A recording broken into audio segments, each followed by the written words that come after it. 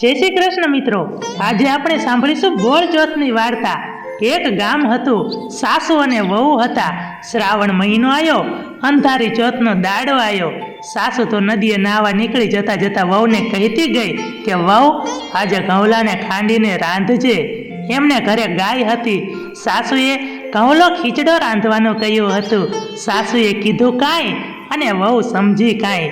વહુએ તો ગાયનો ઘઉલો ખાંડણિયામાં ખાંડી અને હાલામાં ઘાલીને ચૂલે ચડાયો। સાસુ તો નદીએથી નાહીને આવી અને વહુને પૂછ્યું, વહુ, ઘઉલો ચૂલે ચડાયો ને?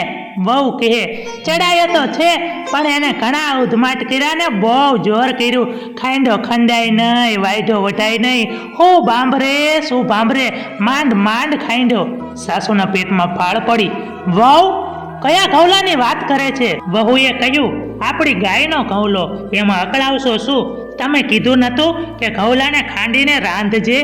અરે રે વહુ, તે આ શું કર્યું? સાસુની આંખમાં આંસુ આવ્યા।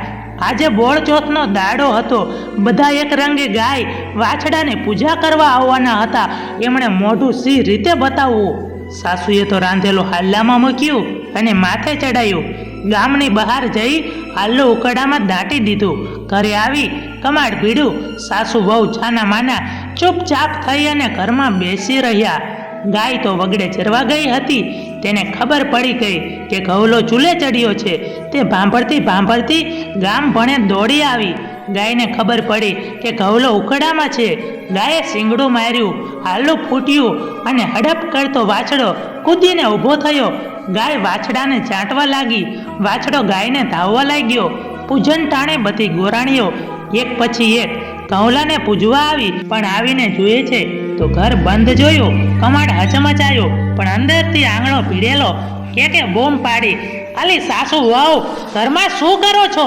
અમે પૂજવા આવ્યા છીએ। પણ કોઈએ કમાડ ઉખાડ્યા નહીં, કોઈએ જવાબ આપ્યો નહીં। એટલામાં ગાય અને વાછડો આંગણામાં આવીને ઊભા રહ્યા। વાછડાના ગળામાં હાલ્લાનો કાંઠલો હતો અને ગાયને બચ ધાવતો હતો। બીજી ગોરાણી કે, એલી વાછડો ધાવી જાય છે, ચટ ઉગાડો ને।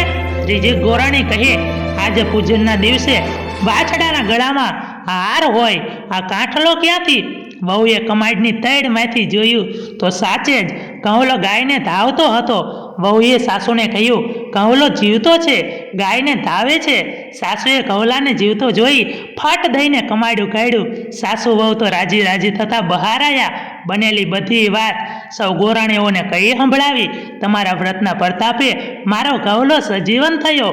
ગોરાણીઓએ ગાય અને વાછડાની પૂજા કરી, કપાળમાં તિલક કર્યું અને હાર પહેરાયો અને ગાયની પાસે જઈ ગાય માતાના કાનમાં કહ્યું, હે ગાય માતા, સત તમારું, વરત અમારું। તે દિવસથી તેઓએ નેમ લીધો, દર વર્ષે બોળ ચોથનું વ્રત કરવું। બોળ ચોથના દિવસે ખાંડવું નહીં કે દળવું નહીં। બોળ ચોથનું વ્રત જેવું ગોરાણીઓને ફળ્યું એવું અમને ફળજો। જય ગાય માતા, તમે ગૌરવથી સુખ દાતા। મિત્રો, વિડીયો પસંદ આવ્યો હોય તો વિડીયોને લાઈક કરી અને ચેનલને સબસ્ક્રાઈબ કરવાનું ભૂલશો નહીં।